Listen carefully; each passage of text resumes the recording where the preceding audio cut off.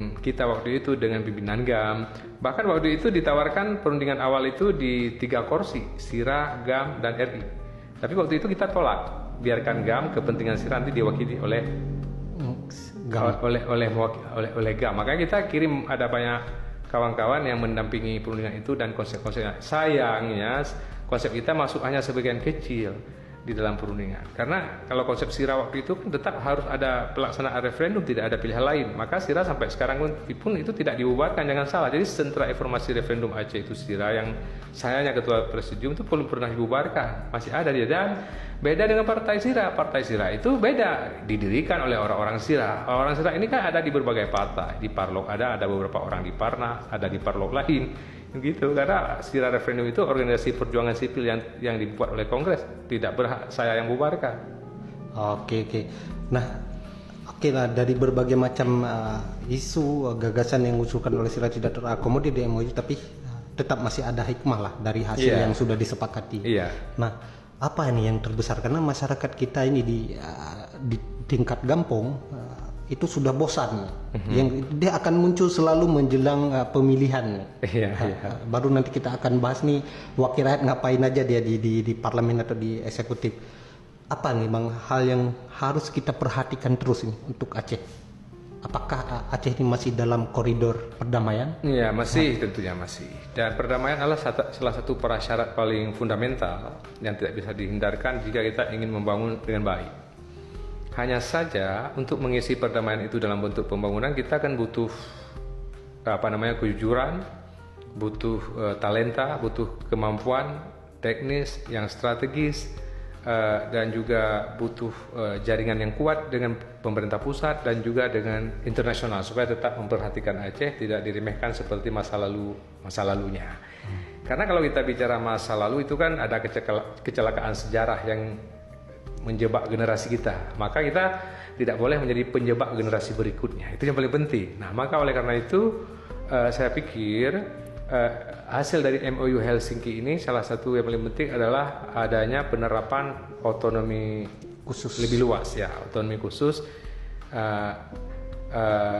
yang kemudian diundang-undangkan. Dan kebetulan waktu itu saya adalah ditunjuk oleh pimpinan GAM, mewakili GAM setelah bebas dari penjara, menjadi drafter dan pengawal RUU-PA, rancangan undang-undang pemerintahan Aceh versi GAM yang kita kasih ke pemerintah. Tetapi kan tidak semuanya diakomodir, ada banyak yang tidak diakomodir. Saya waktu itu dengan Faisal Putra, banyak yang tidak diakomodir. Nah, terlepas dari itu, kenyataannya bahwa yang sudah disahkan oleh pemerintah di tahun 2006 itu nomor 11 tentang pemerintahan Aceh.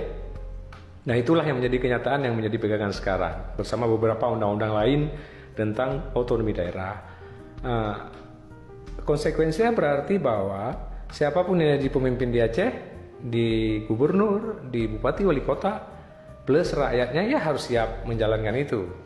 Tidak ada pilihan lain dengan sejumlah dana yang ada. Tentu kalau kita ingin membangun Aceh sangat cepat, karena kita tertinggal akibat daripada konflik, akibat dari perilaku sosial masyarakat Aceh sendiri, kultur birokrasi dari pemimpin sendiri di Aceh yang katakanlah yang sebahagiannya bermasalah, ini kan menyebabkan kita mundur lama.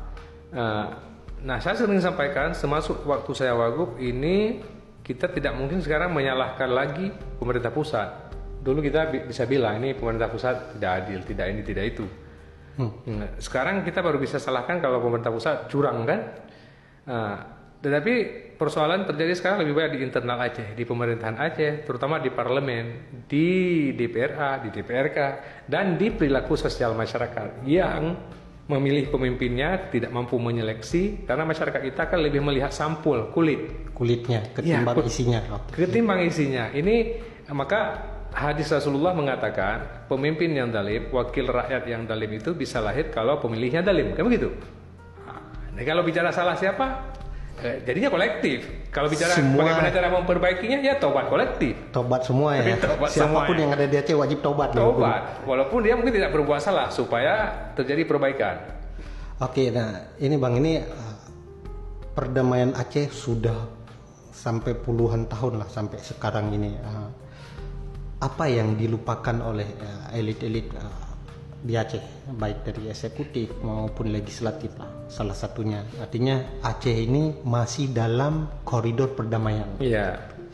Nah, anggaran yang digelontorkan oleh pemerintah pusat melalui dana otsus ini untuk kesejahteraan masyarakat. Nah, kita hari ini melihat itu tak kunjung tiba di masyarakat, tak kunjung sampailah masyarakat. Artinya masih apa yang membuat kondisi seperti itu, Bang? Bisa nggak misalnya apa yang abang imajinasikan dulu saat pertama maju dengan Bang Irwandi? Artinya ini kan proses demokrasi pertama kali nih di Aceh.